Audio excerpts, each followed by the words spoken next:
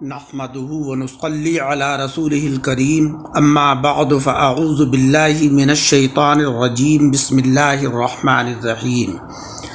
سامعین اکرام، آج کے درس کا موضوع ہے پیارے آقا صلی اللہ علیہ وسلم کی تشریف آوری کا مقصد، اور یہ حق ہے کہ ہمارے آقا علیہ الصلاۃ والسلام کی تشریف آوری کا ایک مقصد یہ ہے کہ لوگوں کے اخلاق اور معاملات کو درست فرما دیں، ان کے اندر سے برے اخلاق کی جڑیں اکھاڑ دیں، ان کی جگہ بہتر اخلاق پیدا فرما دیں۔ پیارے آقا علیہ الصلاۃ والسلام نے اپنے قول و عمل سے تمام اچھے اخلاق کی فہرست مرتب کی اور پوری زندگی کے تمام شعبوں پر اسے نافذ فرمایا، اور ہر طرح کے حالات میں ان پر کاربند رہنے کی ہدایت فرمائی۔ حدیث مبارک میں آپ نے فرمایا کہ اللہ جل شانہ و عم نوالہ کی طرف سے مجھے اس لیے بھیجا گیا تاکہ اخلاقی اچھائیوں کو تمام اور کمال تک پہنچا دوں۔ حضرت عبداللہ ابن عمرو بن عاص فرماتے ہیں کہ آقا علیہ الصلاۃ والسلام نہ تو بے حیائی کی بات زبان سے نکالتے اور نہ بے حیائی کا کام کرتے اور نہ دوسروں کو برا بھلا کہتے۔ پیارے آقا علیہ الصلاۃ والسلام فرماتے ہیں کہ تم میں بہترین لوگ وہ ہیں کہ جن کے اخلاق اچھے ہیں۔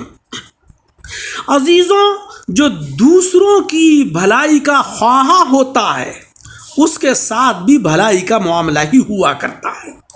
عموماً لوگ جو یہ کہہ دیا کرتے ہیں کہ اب تو بھلائی کا زمانہ کہاں ہے، ہم تو اچھوں کے ساتھ اچھے اور بروں کے ساتھ برے ہیں، ایسا ہرگز نہیں کہنا چاہیے، کیونکہ اگر دنیاوی طور پر کچھ تکلیف پہنچ بھی گئی ہے اور اگر ہم نے اینٹ کا جواب پتھر سے دینے کے بجائے صبر و تحمل کیا تو اس چند روزہ زندگی کے بعد والی جو ابدی زندگی ہے اس کا بہت ہی زبردست نفع حاصل ہوگا۔ اور اگر یہیں ہم نے انتقام لے لیا اور اگر ہم سے انتقام میں کوئی زیادتی سرزد ہو گئی تو اس کا آخرت میں عذاب بھی ہو سکتا ہے، اور ثواب کی تو کوئی امید ہی نہیں ہے، لہذا بس صبر ہی کے اندر عافیت ہے۔ ایک خاتون نے حضرت شیخ مالک بن دینار رحمۃ اللہ علیہ کو پکار کر کہا کہ اے ریاکار، آپ نے فرمایا کہ اے خاتون، بصرے کے لوگ میرا نام بھول گئے تھے، تو نے اس نام کو تلاش کر لیا۔ عزیزوں، ہمارے اسلاف نہایت ہی بردبار اور خوش اخلاق ہوا کرتے تھے، کوئی کتنا ہی تنگ کرے مگر ان کو کبھی اپنے نفس کی خاطر غصہ نہیں آتا تھا۔ اللہ تبارک و تعالی مہربان ہے، مہربانی کو دوست رکھتا ہے اور مہربانی کرنے پر وہ کچھ دیتا ہے، سختی کے اوپر کچھ عطا نہیں فرماتا ہے۔ عزیزوں، اللہ تبارک و تعالی کی رحمت بہت ہی بڑی ہے، سچے دل کے ساتھ توبہ کر لینے سے اللہ تبارک و تعالی بڑے بڑے گناہ معاف فرما دیتا ہے۔ ہمارے آقا مدنی سردار جناب محمد مصطفیٰ صلی اللہ علیہ وسلم نے ایک موقع پر حضرت ام المؤمنین عائشہ صدیقہ سے فرمایا کہ اے عائشہ، نرمی کو لازم کر لو اور سختی اور فحش سے بچو۔ جس چیز میں نرمی ہوتی ہے اس کو زینت دیتی ہے، اور جس چیز سے نرمی جدا کر لی جاتی ہے وہ چیز عیب دار ہو جاتی ہے۔ مزید ایک حدیث مبارک ہے کہ آقا علیہ الصلاۃ والسلام نے فرمایا کہ جو نرمی سے محروم ہوا وہ خیر اور بھلائی سے محروم ہوا۔ ایک اور حدیث مبارک میں ارشاد فرماتے ہیں کہ جس کو نرمی سے حصہ ملا اسے دنیا اور آخرت کی خیر کا حصہ ملا، اور جو شخص نرمی کے حصے سے محروم ہوا وہ دنیا اور آخرت کی خیر سے محروم ہوا۔ جناب نبی اکرم صلی اللہ علیہ وسلم نے فرمایا کہ کیا میں تم کو خبر نہ دوں کہ کون شخص جہنم پر حرام اور جہنم اس پر حرام ہے۔ آپ نے فرمایا کہ وہ شخص کہ جو آسانی کرنے والا، نرم مزاج اور معاملات کو آسان کرنے والا ہے، اللہ تبارک و تعالی جہنم کو اس کے اوپر حرام کر دیتا ہے۔ مومن آسانی کرنے والے نرم ہوتے ہیں، جس طریقے سے کہ نکیل والا اونٹ کہ اس کو کھینچا جائے تو وہ کھنچ جاتا ہے، اور چٹان پر بٹھایا جائے تو وہاں بھی وہ بیٹھ جاتا ہے۔ حضرت عمر فاروق اعظم رضی اللہ تعالیٰ عنہ حق کے معاملے میں نہایت ہی جلالی تھے، مگر حقوق العباد یعنی بندوں کے معاملے میں بے حد نرم تھے۔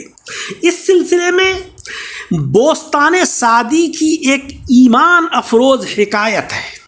حضرت شیخ مصلح الدین سید شرف الدین سعدی رحمۃ اللہ علیہ اپنی کتاب بوستان سعدی میں فرماتے ہیں کہ ایک فقیر مدینہ منورہ کی ایک مبارک گلی میں بیٹھا ہوا تھا۔ اتفاق سے امیر المؤمنین حضرت عمر فاروق اعظم رضی اللہ تعالیٰ عنہ اس طرف سے گزرے اور بے توجہی میں فقیر کے پاؤں پڑ گیا۔ فقیر ناراض ہو کر چلایا کہ اے شخص، کیا تو اندھا ہے؟ حضرت امیر المؤمنین رضی اللہ تعالیٰ عنہ نے کمال مہربانی سے جواب دیا کہ بھائی، اندھا تو نہیں ہوں، لیکن مجھ سے قصور ضرور ہوا ہے، برائے مہربانی مجھے معاف کر دیجیے۔ یہ حکایت بیان کرتے ہوئے حضرت شیخ سعدی رحمۃ اللہ علیہ فرماتے ہیں کہ ہمارے بزرگوں کا اخلاق کس قدر پاکیزہ تھا۔ مقابل کوئی کمزور ہوتا تھا تو ان کے لہجے میں نرمی آ جاتی تھی، اور حق یہ ہے کہ ہر بلند مرتبہ شخص جو ہوتا ہے وہ منکسر المزاج اور دوسروں کی دلجوئی کرنے والا ہوتا ہے۔ اس کی مثال تو اس درخت کی سی ہوتی ہے کہ جس پر جتنے زیادہ پھل آتے ہیں اس کی شاخیں اسی قدر جھک جاتی ہیں۔ جو خوش نصیب کمزوروں کے ساتھ نرمی اور مروت کا برتاؤ کرتے ہیں وہ قیامت کے دن شاداں اور فرحاں ہوں گے، لیکن مغروروں کو شرمندگی کے سوا کچھ ہاتھ نہیں آئے گا۔